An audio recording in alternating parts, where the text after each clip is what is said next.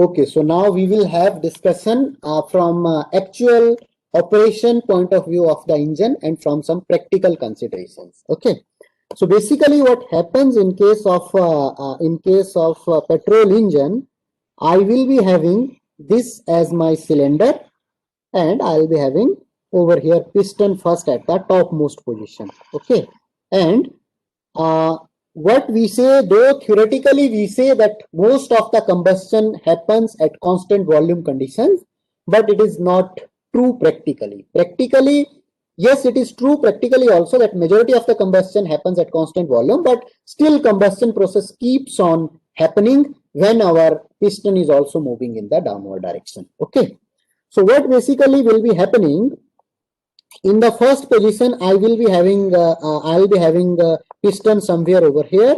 So whatever I have drawn in the earlier diagram, and then slowly I'll be finding my piston will keep on moving in the downward direction.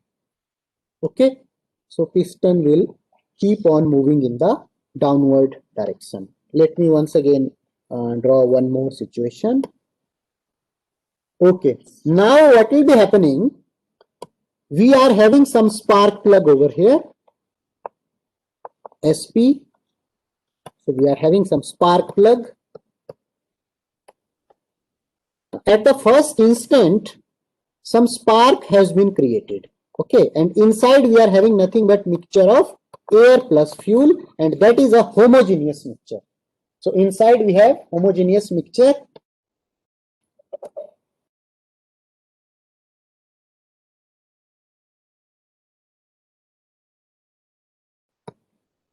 Okay, so inside we will be having mixture of air and fuel, and over here we are having some spark.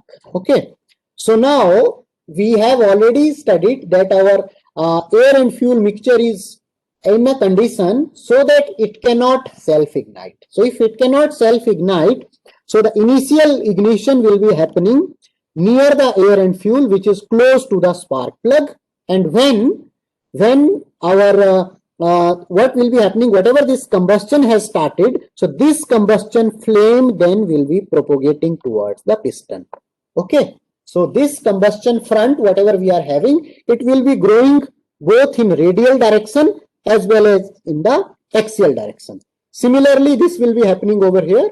So after some time, my combustion flame will be something like this. So it means whatever the mixture outside this flame we are having, that mixture is now unburnt, and whatever the area occupied by a flame, that is actually our burnt portion. Okay, so now what will be happening whenever this air and fuel mixture is burning, in case of spark ignition engine, because our mixture is homogeneous, so because of that the rate of combustion will be very fast.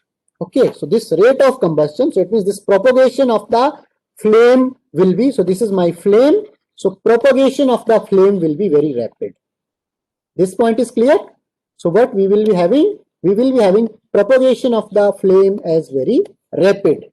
Now, when this flame is rapidly propagating, though our piston is expanding, but the expansion rate of the piston is slow in comparison to the rate at which our flame is actually propagating. Okay, so because of that, whatever the air fuel mixture we are having, so now you can see we have some air plus fuel mixture over here, and this air plus fuel mixture is not yet ignited. Okay, however, majority portion of the air and fuel mixture has ignited inside this flame.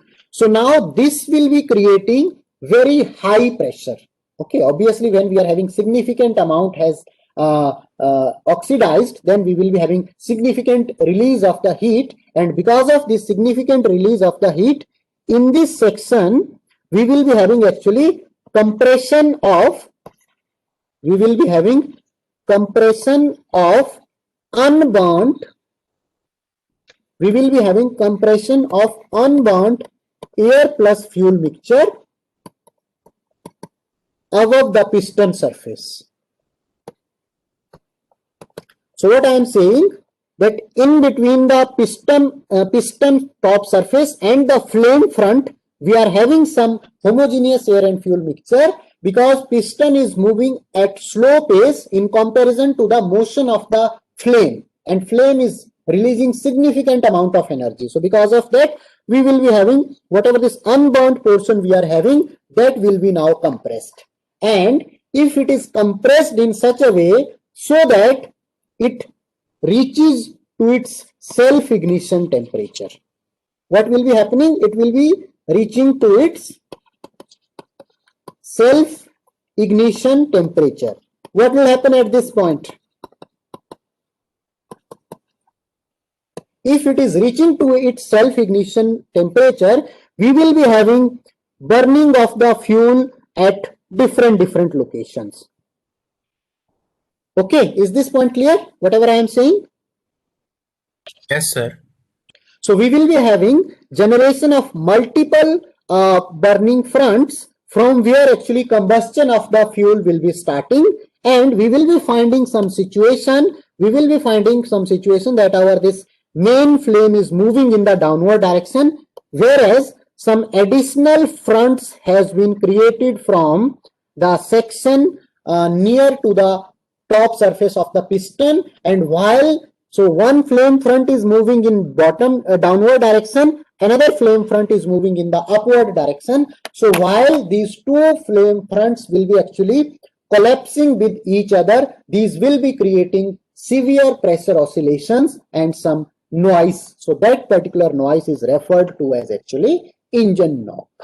Okay, so now if we have high octane rated diesel fuel, petrol fuels, gasoline fuels, these high octane rating fuels actually increases the self-ignition temperature of the fuel, so that we are not having any ignition, auto ignition of the fuel, and we can avoid actually engine knock in case of petrol engines.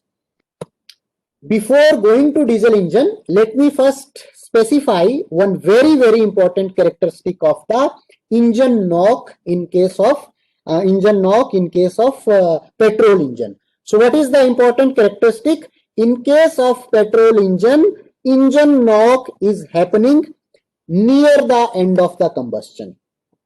Okay, so this is one very important point. Engine knock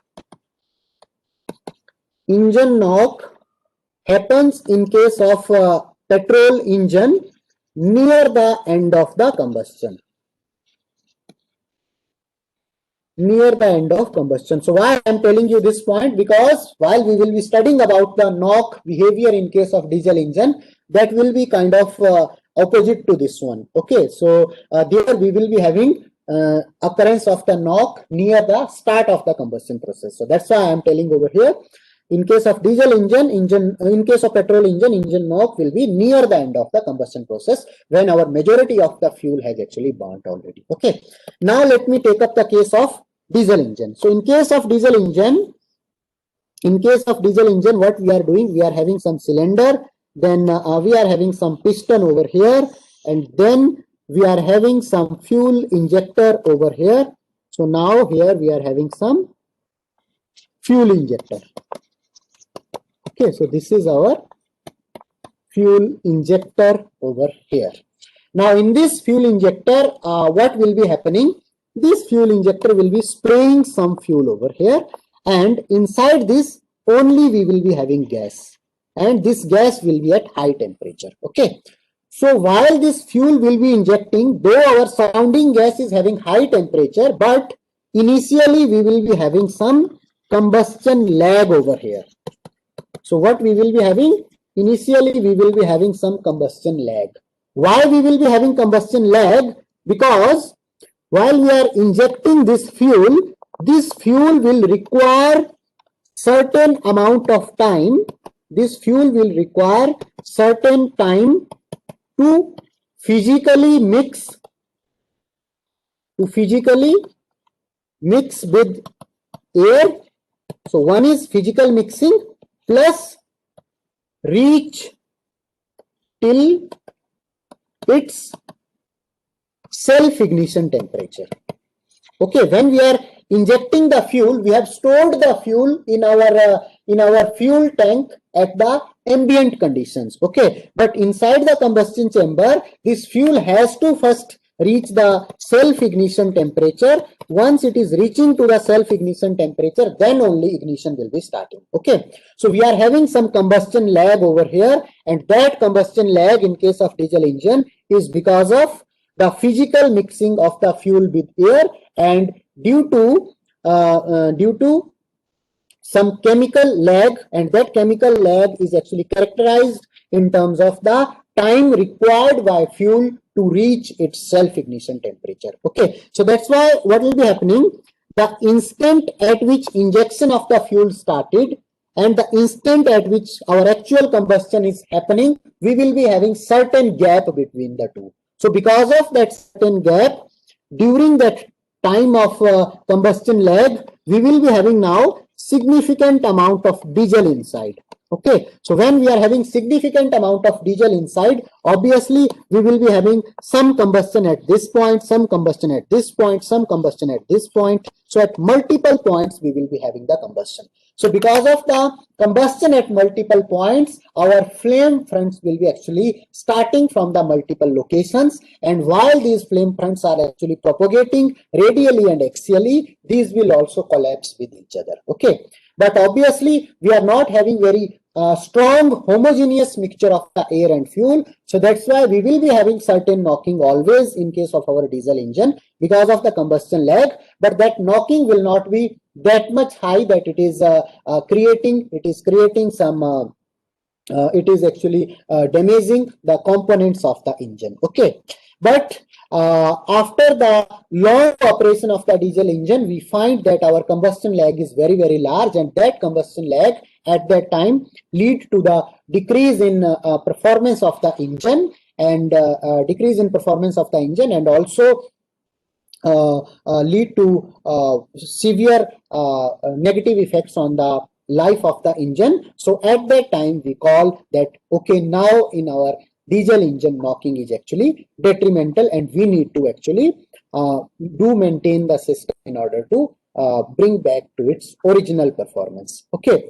However, in actual practice, because these are some inherent phenomenon, physical mixing and reaching self-ignition temperature, which we cannot avoid, so always will be having some amount of knocking in case of diesel engine, but if it is not reaching the severe limits, till that time we consider it's within the range of workable condition. Okay, so that's why one of the key difference is that in case of diesel engine, this knocking happens at the start of the combustion process, and mainly it is happening because of the combustion lag. Okay, and another important difference you will be finding that in case of petrol engine, I told that if we have to avoid the knocking, we have to raise the self-ignition temperature of the fuel. Whereas in case of diesel engine, if we have to avoid the knocking, we have to decrease the self-ignition temperature of the fuel. So in case of diesel engine, we are having cetane number as parameter to specify the behavior or characteristics of the fuel. So high cetane number fuel we say as nothing but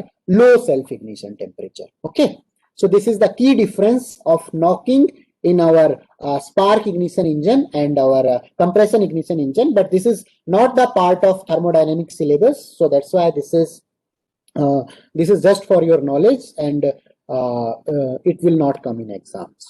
Okay. Sir,